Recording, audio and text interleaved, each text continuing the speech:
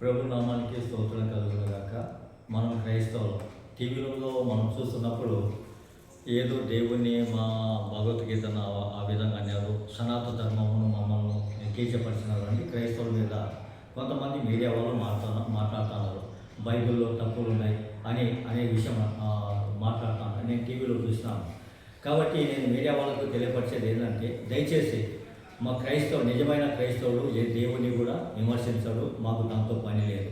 ఎందుకంటే మేము కేవలం యేసుక్రీస్తుని నమ్మినాం, మా పాపాలు క్షమింపడినాయి. యేసుక్రీస్తుని గురించి మేము ప్రకటిస్తాం, అంతవరకే. కానీ యేసు ప్రభు స్వయంగా చెప్పినాడు, మీ శత్రువులను ప్రేమించుడే, మిమ్మల్ని ద్వేషించిన వారి కొరకే మీరు ప్రార్థనలు చేయండి అని యేసు ప్రభు చెప్పిన మాటలు.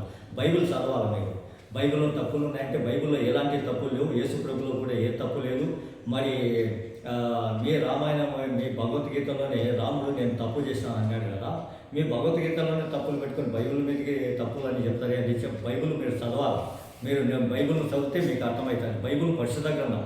యేసు ప్రభు లోకములో ఉన్నప్పుడు యేసు ప్రభు నాలో తప్పు ఉందని నన్ను స్థాపించగలరని సవాల్ ఇచ్చినాడు ప్రపంచానికి. యేసు ప్రభులో ఇంత కూడా తప్పు లేదు. కాబట్టి ఏదైతే దాడి అయితే జరుగుతుంది, మీ సనాతన ధర్మం వల్ల క్రైస్తవులను చంపుతున్నారు, ఒరిస్సాలో క్రైస్తవులను వాళ్ళ కుటుంబాన్ని పెట్రోల్ వేసి కాల్చినారు. మరి మేము దాడి జరపలేదే, మేము చెప్పలేదే. బైబిల్ను విమర్శిస్తున్నారు, బైబిల్ను పట్టుకొని చెడ్డ మాటలు మాట్లాడుతున్నారు. మేము తిట్టలేదే మీ యొక్క భగవద్గీతను కానీ, రామాయణం కానీ, అది ఇది ఏ గ్రంథాన్ని మేము దూషించలేదే.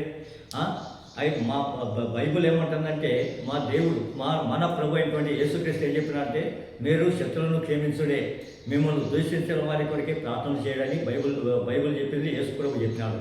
కాబట్టి దయ ఉంచి మీరు క్రైస్తవుల మీద అపనింద లేకండి. నిజమైన క్రైస్తవులు మా పగడాల ప్రవీణ్ కుమార్ చనిపోయినప్పుడు ఊచకోత కోస్తామని అంటే ఆయన నిజమైన క్రైస్తవుడు కాదు. ఎందుకంటే బైబిల్ ఒప్పుకోదు. కాబట్టి అలాంటి వారు క్రైస్తవులు కాదు. క్రైస్తవులు ఉండబట్టే దేశం బాగుంది, దేశం ఆశీర్వదింపబడింది. ఈరోజు ప్రతి ఒక్కరూ ఇంగ్లీష్ నేర్చుకుంటున్నారు.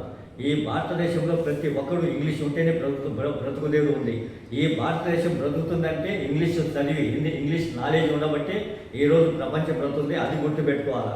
క్రైస్తవుల మీద దాడి చేయడం అది మంచిది కాదు. సనాతన ధర్మం అనే వాళ్ళు మీరు జాగ్రత్తగా ఉండండి. మీ దేవుణ్ణి మీరు ఏమన్నా చేసుకోండి, కానీ బైబిల్లో తప్పులు ఉన్నాయి అంటే మీకు బైబిల్ గురించి ఏం తెలియదు. కాబట్టి నేను చెప్పేది విజ్ఞాపన చేస్తున్నా, దయచేసి మీరు ఇది క్రైస్తవ మతం కాదు, మార్గం, పరలోకానికి వెళ్ళే మార్గం యేసు మార్గం. కాబట్టి ఈ మార్గాన్ని గురించి మేము బోధిస్తాం, చెప్తాం. యేసు ప్రభు నిజమైన దేవుడని ప్రపంచానికి చాటి చెప్తాం. కాబట్టి దయ వచ్చి మీరు ఎలాంటి దాడులు గీడులు అనేటువంటి మీడియా వాళ్ళకు బైబిల్ గ్రంథం తెలియదు. ఉత్తమ మీడియా వాళ్ళకు అది చూసి చెప్పాల్సిందే, కానీ బైబిల్ గురించి గ్రంథాల గురించి వాళ్ళకేం తెలుసు, వాళ్ళకేం తెలియదు.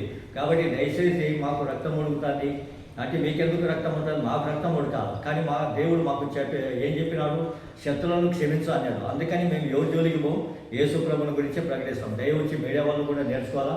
బైబిల్లో ఎలాంటిది ఎవరి మీద మేము దాడి చేయము, ఏ దేవుళ్ళను మేము విమర్శించము. సనాతన ధర్మం వల్లే మమ్మల్ని హింసించి బాధ పెట్టారు. దేవుని స్వార్థకు వెళ్తే మమ్మల్ని కొడుతున్నారు. మరి దానికి మీరేమంటారు? ఈ భూమి వాళ్ళ నాయనదే, వాళ్ళ తాతదే.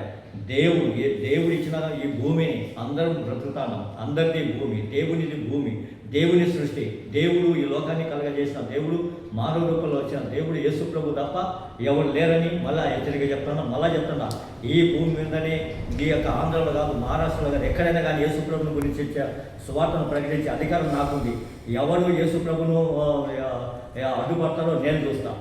నేను భయపడే వ్యక్తిని కాదు. యేసు ప్రభు నిజమైన దేవుడని మళ్ళీ మీడియా వాళ్ళకు కూడా తెలియపరుస్తున్నాను. యేసు ప్రభు నిజమైన దేవుడని తెలియపరుస్తాను. దయచేసి మీరు క్రైస్తవుల మీద దాడి చేయకంటే అది మంచిది కాదని హెచ్చరిక చేస్తాను.